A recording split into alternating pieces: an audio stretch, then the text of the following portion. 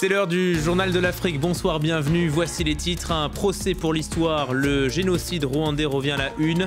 Demain, un ancien responsable des services secrets de Kigali sera jugé en France. C'est une première.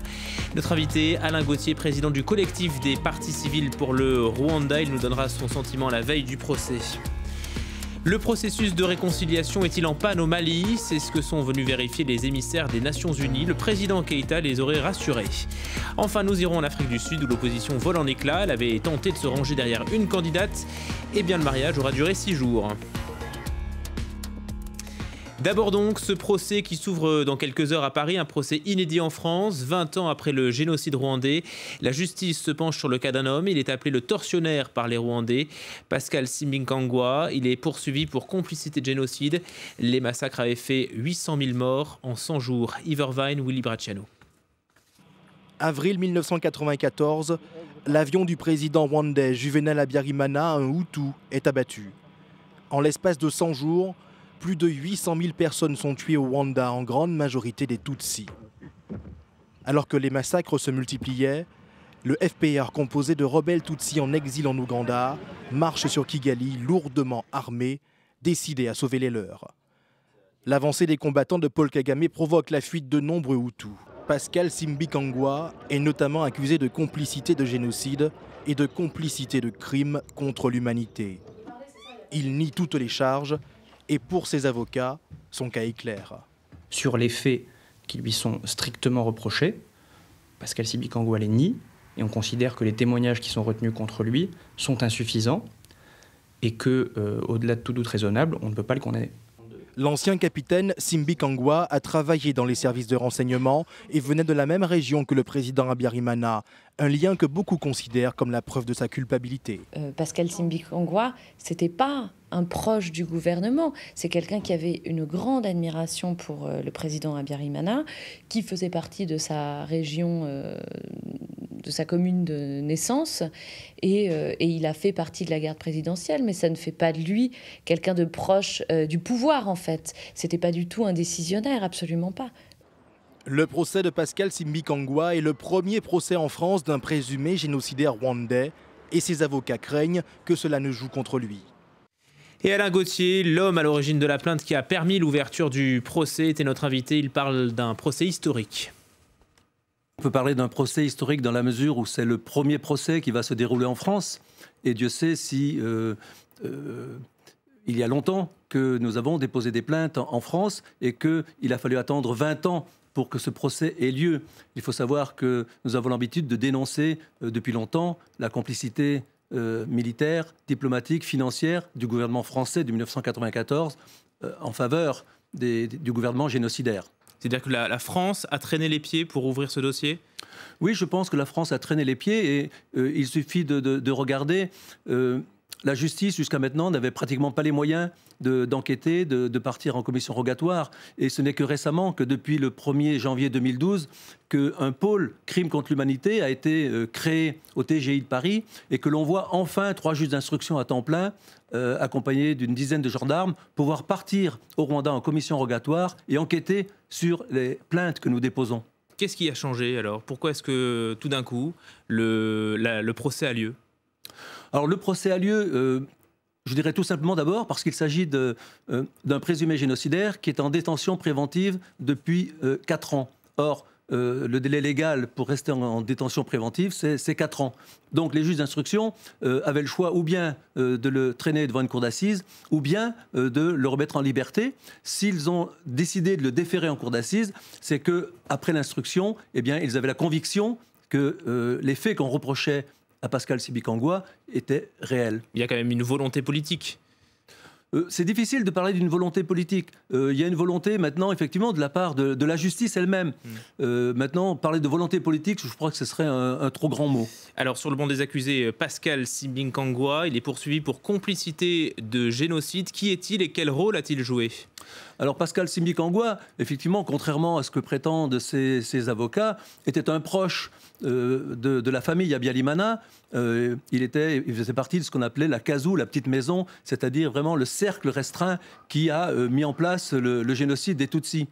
il était handicapé au moment du génocide, ce qui ne l'a pas empêché, dans son quartier de Kiovu, l'ancien Kigali, de distribuer des armes, beaucoup de témoins le disent, aux miliciens qui tenaient les barrières, et il les a encouragés et incités à tuer les Tutsis qui passaient sur ces barrières. Pour toi, pourquoi est-il accusé seulement de complicité et non pas accusé de génocide, tout simplement ?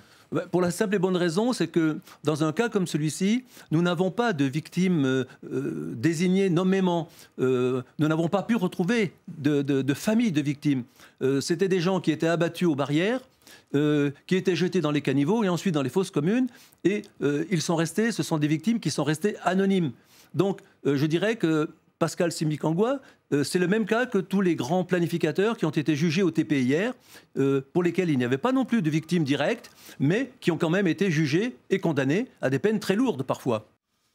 Les Hutus, les Tutsis, il en est question aussi au Burundi qui traverse une crise politique. Les deux ethnies se partagent le pouvoir.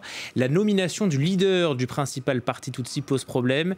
Il a même conduit au limogeage du vice-président Tutsi par le président Nkurunziza, un Hutu.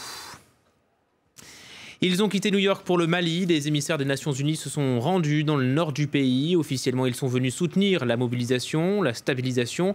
Mais en réalité, la délégation s'inquiète de la lenteur du processus de réconciliation. Le président Ibrahim Boubacar Keïta a tenté de les rassurer. Écoutez le diplomate français Gérard Haraud sur place. Il reste des problèmes à traiter, des problèmes de banditisme notamment. Donc il faut que la MINUSMA accélère son déploiement qui est trop lent. Et il faut aussi aider nos amis maliens à faire revenir les services de l'État, la gendarmerie, la police, pour lutter contre le banditisme, afin que la population civile sente vraiment l'amélioration de son sort. En Centrafrique, la violence a été en partie jugulée, c'est ce qu'affirme l'armée française. Pourtant, ces derniers jours ont été sanglants en province, à Boda, dans l'ouest. 75 personnes ont été tuées. Par ailleurs, le calme revient peu à peu à Sibut. La ville était contrôlée par les ex-rebelles de la Séléka. Elle est désormais aux mains des forces françaises et africaines. Reportage. Les blindés de l'opération Sangaris sont entrés sans rencontrer de résistance dans Sibut, à 180 km au nord de Bangui. Les ex-Séléka qui tenaient la ville et négociaient un possible cantonnement ont préféré fuir. À signaler sur zone, pas grand-chose puisqu'il n'y avait plus de Séléka. Ils étaient partis dans la nuit. Quelques habitants en profitent pour piller et détruire méthodiquement les biens des musulmans. Accusés d'avoir aidé la rébellion, ceux-ci ont préféré abandonner leur maison et fuir. Les militaires français interviennent pour faire cesser les vengeances. Les enfants, eux, ont retrouvé sourire et insouciance. Le marché reprend lentement vie, même si les étals restent désespérément vides. Je suis très heureuse que les Séléka soient partis et fière que les troupes étrangères soient venues pour nous.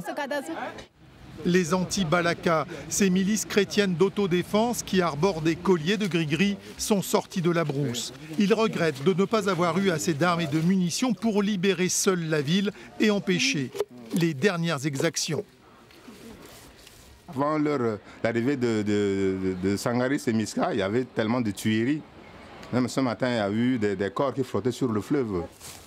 L'équipe de la Croix-Rouge se lance dans une macabre recherche et ne tarde pas à découvrir un corps échoué sur la berge. En bref, au Kenya, des heurts ont éclaté entre jeunes musulmans et des policiers ce lundi à Mombasa. L'origine de la mobilisation, un assaut policier dans une mosquée dimanche.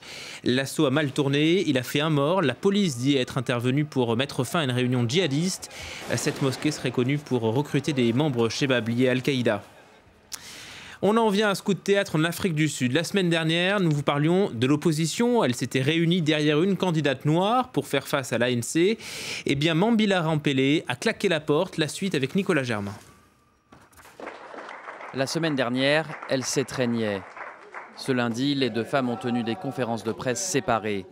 Mambila Rampélé, chef du mouvement Ahong, a annoncé qu'elle ne serait plus la candidate du plus grand parti de l'opposition, l'Alliance démocratique.